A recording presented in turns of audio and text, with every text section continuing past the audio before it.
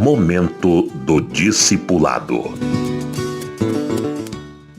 Quero falar sobre o discipulado no seguinte tema. O discípulo tem que aprender a ser constante, firme, perseverante. Ele tem que aprender a obedecer e não arrogante e não de rompante. Deus não precisa de grandes, nem de protagonistas, a pessoa que apareça. Há uma doutrina por aí, totalmente antibíblica, de que você tem que fazer diferença no meio onde está. Você tem que fazer diferença. Ou seja, é um estímulo a ser protagonista, a querer aparecer, a se mostrar, a querer fazer grandes coisas, quer ser um herói, um grande pregador. Deus não precisa de ninguém grande, Ele quer servos obedientes, ou no linguajar do apóstolo Paulo em Romanos 6, servos da obediência. Mas isso se ensina no início, quando a pessoa se converte. Depois que virou crente de 10, 20 anos, é muito difícil mudar, tirar os vícios. E diz o ditado que cavalo velho não aprende a marchar. Esse é um ditado lá do interior, porque o cavalo que marcha, ele tem que estar aí na rédea curta para segurar o passo. Então ele bate com as 4 patas independentes e é um andar mais macio para o cavaleiro, a marcha. Mas o cavalo prefere o trote de 2 em 2. Ele prefere o trote, é mais cômodo para ele, mas o trote sacode o cavaleiro que está em cima. Então o andar, digamos assim, de uma maneira bem simples, o andar do cavalo é de trotar, mas quando ele é bem ensinado, ele aprende a marchar. E o ditado diz que o cavalo velho não aprende mais a marchar. A pessoa velha tem dificuldade de aprender, e o cavalo, para aprender a marchar, tem que ser desde novo. Aí ele aprende e vai bem. Um cavalo que marcha vale muito mais, ele tem um andar muito mais suave para o cavaleiro que está em cima dele. Bom, a gente tem que ensinar o filho enquanto é criança. Ensina o seu filho enquanto há esperança, para depois não ter que corrigir um criminoso ou assistir o seu filho fazer vergonha. Enquanto é novo, os pais têm que estar conscientes disso. Os primeiros 5 anos de vida de uma criança são os mais importantes na vida daquela pessoa, porque são os anos em que a criança vai aprender a obedecer, formar a sua personalidade, e o caráter é bastante influenciado nessa fase. Quando criança, os pais deveriam dar prioridade aos filhos nessa idade, conviver com eles e participar da vida deles, como exorta a Bíblia, os pais participarem da vida comum do lar. Quando os filhos são pequenos, os pais deveriam dar mais atenção aos filhos, e as mulheres, se possível, como mães, não deveriam nem trabalhar fora para dar assistência aos filhos pequenos, na fase da primeira infância, até 5 anos. Isso é de bom alvitre para o bem daquela criança. Os pais não vão se arrepender disso, mas eles vão se arrepender amargamente caso eles não deem importância depois, querendo recuperar o tempo perdido quando o filho já ficou adolescente. Quando ele ficou adolescente, praticamente já não se ensina mais nada. Num paralelo, cada pessoa que toma decisão pelo Senhor, a gente tem que evangelizar direito. Não precisa ter pressa de fazer a pessoa tomar a decisão. Eu fico arrasado quando alguém diz: ganhei 2 almas para Jesus. O que ela fez foi uma atitude de vaidade para contar prosa, contar vantagem e dizer que forçou aquelas 2 pessoas a tomar a decisão que elas não estavam conscientes para tomar. elas não estavam amadurecidas. Então eu digo, muito bem, cuide dessas pessoas. Daqui a um mês, daqui a algum tempo eu vou perguntar como estão essas duas. A resposta é quase que sempre a mesma. E aquele sujeito tomou a decisão, como é que está? Ele não quis ficar firme, ele foi embora. É sempre assim, não foi ele que não quis, você que não cuidou. Aliás, nem evangelizou direito, você forçou a pessoa a levantar a mão, a dizer que aceitava Jesus sem que ela estivesse instruída quanto a essa decisão. Isso é um ato de vaidade, protagonismo, querer aparecer, contar vantagem em cima dos outros, sem que tenha amor e vontade de ajudar aquela pessoa. Então, quando a pessoa é evangelizada, tem que saber o que está fazendo. É uma decisão séria, radical, deixar o mundo, morrer para o mundo, para viver para a nova vida, para o Senhor.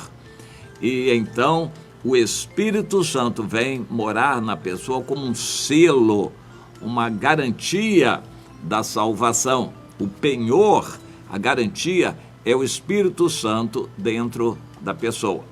Mas aí começa a fase talvez mais importante, é o discipulado nos primeiros dias. A pessoa precisa ser discipulada nos primeiros dias, ensinada a obedecer.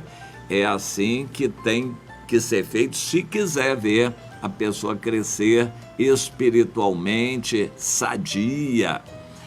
Então eu quero focalizar isto. O que nós temos que ensinar não é a ser crente, nem a assistir grandes shows, grandes feitos, grandes realizações, grandes milagres, mas a obedecer nas pequenas coisas, e é assim que se constrói uma grande obra, com pequenos feitos a cada dia. Então a pessoa vai ver a sua vida em relação a seus hábitos pessoais, a seus pecados, a sua vida de oração, estudo bíblico e relacionamento com os outros. A pessoa vai se humilhar e se quebrantar diante de seus pais, vai assumir a responsabilidade diante do seu cônjuge, sua mulher, seu esposo. Ela vai se arrepender de não estar dando atenção aos filhos, ficar olhando o celular enquanto deveria estar dando atenção aos filhos. Ela tem que se arrepender disso tudo e ser ensinada a fazer tudo isso em obediência ao Senhor, isso logo nos primeiros dias. Ela vai aprender o que é a Bíblia, a ler a Bíblia, a orar, a testemunhar, a falar para os outros da sua decisão. Ela tem que aprender logo nos primeiros dias essas coisas que são atos de obediência. Ela vai aprender também que tem que congregar, ela tem que cultuar a Deus, ela tem que obedecer a Deus, tirando um tempo diário para adorar a Deus. Isso tem que ser ensinado nos primeiros dias. Isso é discipular alguém. Bem, quando a pessoa aprende bem, depois vai estar garantida para a sua vida adulta, madura espiritualmente. Ela vai certamente ser capaz de produzir muitos frutos. Nada disso é feito nas igrejas. A pessoa evangelizada de qualquer jeito entra para a igreja, é jogada na igreja, a maioria não fica. Aqueles que ficam lá, jogados na igreja, assistindo reunião e assistindo shows de protagonismo. Há muita gente querendo ir lá para frente, aparecer, cantar, se mostrar. Eu agradeço a oportunidade. Oportunidade de quê? De me mostrar, de cantar, de falar, de testemunhar. Aí a pessoa acaba enfeitando o seu testemunho. Ela quer enfeitar o pavão. Então ele gosta de aparecer, de se mostrar, contar testemunhos e, enfim, ficar assim conhecido. E em muitas igrejas as pessoas são ensinadas a buscarem feitos notáveis. Você tem que ser um protagonista, aparecer, fazer diferença Então você vai ser um grande isso, grande aquilo, vai demonstrar uma grandeza e as pessoas vão ficar admiradas. Tudo isso é vaidade, diz Salomão. O que impulsiona uma pessoa a agir assim é vaidade. As igrejas estão cheias de demonstração de vaidade das pessoas que querem oportunidade lá para frente para aparecer, para se mostrarem. É triste isso. Bem, o que a Bíblia ensina, 1 Tessalonicenses 5, 23, nosso corpo, alma e espírito precisam ser mantidos íntegros e irrepreensíveis e santos diante do Senhor. 1 Coríntios 15, 58. Portanto, meus amados irmãos, sede firmes e constantes ou inabaláveis, sempre abundantes na obra do Senhor, sabendo que no Senhor o vosso trabalho não será vão. Firmes e constantes. Deus quer que sejamos constantes. A perseverança é fundamental.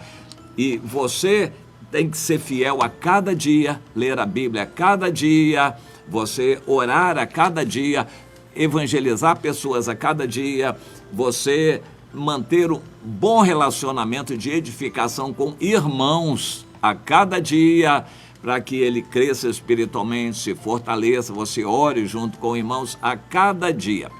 Esse trabalho de formiguinha, o mundo não vai ver, não vai haver aplausos para esse trabalho. Você de manhã acorda, ora por pessoas, manda um recado para um e propõe visitar aquele e telefona para este para saber como ele está e anima aquela irmã, procura notícia daquele irmão que está enfermo e assim por diante. Esse trabalho constante é o que Deus quer que a gente faça. Deus escolheu sacerdotes e levitas, uma tribo inteira, para se consagrar ao serviço do Senhor. Cada levita tinha uma área de atuação. Um era oficial de pesos e medidas, outro era o levita encarregado de limpezas gerais, outro era um levita músico, outro era porteiro e cada levita tinha a sua área de atuação. Todos os levitas, entretanto, tinham a obrigação de estudar a lei para serem conhecedores da lei e serem pessoas que ensinariam a lei para os outros cidadãos, os habitantes daquela terra. Cada levita deveria estar sempre pronto a fazer esse trabalho constante, rotineiro, mas com amor e dedicação para Deus. Do trabalho continuado, ainda que em pequenas coisas, esse trabalho contribuiria para ter um tabernáculo, um templo, um pátio do templo sempre limpo, a lenha em condições, a água pronta ali, os sacrifícios poderiam ser realizados direitinho e assim por diante. É bom você lembrar que cada animal derramava sangue, fazia uma sujeirada no chão, mas e matar 100 animais seria uma sujeirada tremenda, alguém tinha que limpar, era o levita. Esse trabalho não aparecia, as pessoas não elogiavam o trabalho daquele que fazia a limpeza, mas tinha que ser feita a limpeza. Deus estava vendo o coração daquele levita que fazia a limpeza. Deus está vendo tudo que você faz, cada palavra que você dá para o irmão, para outro, para outro. Então eu diria o seguinte, uma igreja forte, boa, pujante, não é aquela que tem grandes shows, grandes apresentações, grandes pregadores, grandes testemunhadores, grandes cantores e louvadores, mas é aquela que tem atividade diária, contínua e fiel de cada um de seus membros. Em Efésios, no capítulo 4, o apóstolo Paulo escreve da parte de Deus que na igreja os líderes têm um trabalho de edificar cada irmão, cada irmã, para a execução do seu trabalho. É com o trabalho de cada irmão, de cada irmã, que a igreja vai crescer. E assim, dessa maneira, pelo auxílio de cada membro, de cada parte, com as juntas e os relacionamentos acertados, que o corpo vai efetuar o seu próprio aumento para a edificação de si mesmo em amor. Então é a participação de cada pessoa que faz uma igreja ser forte. Não é ter um grande pastor, um grande louvador, ministro de música, ter grandes pessoas, não. É a participação de cada pessoa que aprendeu, é um discípulo, ele não quer aparecer, ele quer ser fiel naquela tarefa que ele foi chamado para realizar. Ele é porteiro, ele é limpador, ele é aquele que ora, que abre o salão para orar e já fica em oração, e assim por diante, cada pessoa na sua atuação. Depois, na hora do culto, cada um está no seu lugar, mas cada um já foi buscar outros e convidar pessoas e chamar pessoas para estarem ali. Esse é o trabalho que Deus quer ver cada pessoa fazendo. Não é de rompante, alguém que faz grandes coisas e que faz a diferença. Ninguém faz diferença na obra de Deus, é o corpo todo com o auxílio de cada membro, cada junta, pela atuação de cada parte que vai efetuar o seu próprio aumento para edificação de si mesmo em amor. É o que a Bíblia diz. Nesse ambiente de amor, cada um faz um pouquinho, cada um visita os irmãos, lembra, ora, procura, chama, convida e assim por diante. É cada um que vai fazer a sua parte, que não vai ter nenhuma encenação, nenhuma filmagem, você não vai aparecer, mas Deus está vendo o que você está fazendo. Nós temos que ensinar as pessoas que há grande alegria e proveito eterno em você ser fiel, constante nas pequenas coisas, fazendo alguma coisa, pelo menos, não só assistindo reunião, mas fazendo alguma coisa para Deus com todo o amor, de todo o coração. E os líderes precisam entender isto. Líderes gostam de valorizar um grande cantor, um grande pregador, um grande isso, um grande irmão. Não, valorize os pequenos. Os segredos são os pequenos.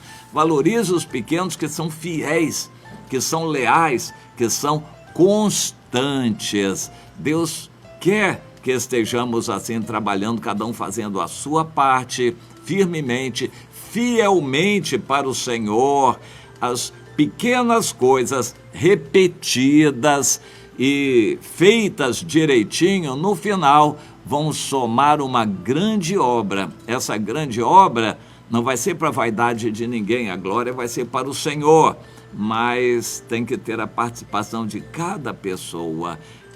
Procure entender isso para você ser uma pessoa que tenha a medida do contentamento. Você se contente com o seu lugar, com o que você faz, faça com amor, com dedicação para Deus. Não falte, não falhe naquilo que você faz, não deixe haver falhas naquilo que você faz. Procure corrigir para fazer para Deus todos os dias, continuadamente, de forma constante, perseverante, aquilo que você faz, e estimule outras pessoas a fazerem isso também. E se você é líder, comece a valorizar as pequenas pessoas, as pequenas coisas, os pequenos trabalhos, mas que são firmes e constantes. Fuja da ideia de protagonismo, de aparecer, de fazer grandes coisas. A obra de Deus não é feita por